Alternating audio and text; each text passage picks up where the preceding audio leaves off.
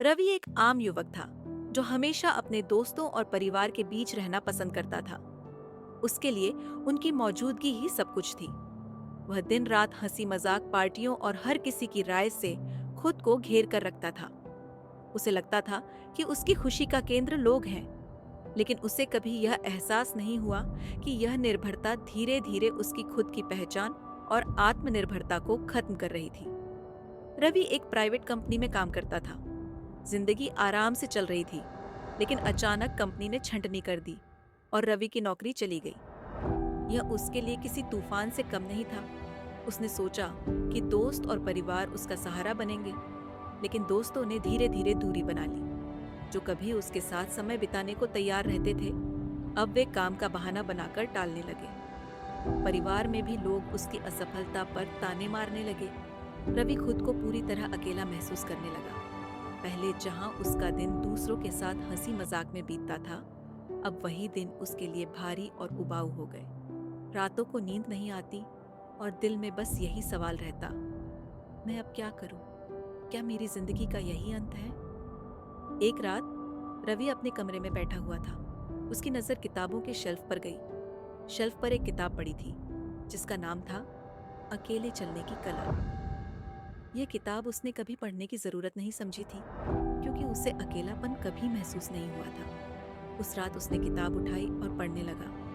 किताब में लिखा था, अकेले रहना दुनिया का सबसे बड़ा डर नहीं है, बल्कि यह खुद को समझने का सबसे अच्छा मौका है।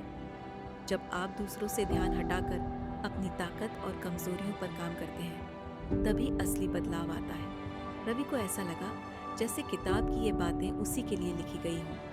उसने ठान लिया कि वह अब अपने अकेलेपन से भागेगा नहीं। उसने खुद को संभालने और अपनी जिंदगी को नए सिरे से शुरू करने का फैसला किया। अगली सुबह रवि ने अपनी दिनचर्या बदल दी। उसने सबसे पहले खुद को शारीरिक और मानसिक रूप से मजबूत बनाने के लिए रोज सुबह दौड़ना शुरू किया। उसने ऑनलाइन कोर्सेज ढूंढे जिनसे वह अपने करियर को दोबारा शुरू कर सके। वह मोटिवेशनल किताबें पढ़ने लगा और मेडिटेशन के जरिए अपनी सोच को सकारात्मक बनाने का प्रयास किया। धीरे धीरे रवि ने महसूस किया कि जब वह दूसरों के सहारे रहता था, तब वह अपनी असली ताकत को पहचान ही नहीं पाता था। अकेले रहकर उसने अपनी कमजोरियों और ताकत को पहचाना। उसने खुद से यह सवाल पूछा, क्या मैं दूसरों की राय के बिना अपने फैसले ले सकता हूँ? और जवाब था हाँ। रवि ने अपनी छोटी छोटी सफलताओं को सेलिब्रेट करना शुरू किया। वह हर दिन खुद को बेहतर बनाने में लगा रहा। उसने समझ लिया था कि खुश रहना किसी और के साथ पर निर्भर नहीं है, बल्कि यह पूरी तरह खुद की सोच पर निर्भर है। कुछ महीनों बाद रवि को एक नई नौकरी मिली। यह नौकरी पहले से बेहतर थी, लेकिन इससे भी ज्यादा महत्वपूर्ण यह था कि अब रवि आत्मनिर्भर हो चुका था।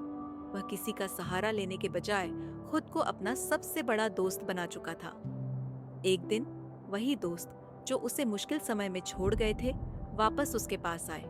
उन्होंने उसकी सफलता देखकर उसे बधाई दी, लेकिन अब रवि बदल चुका था।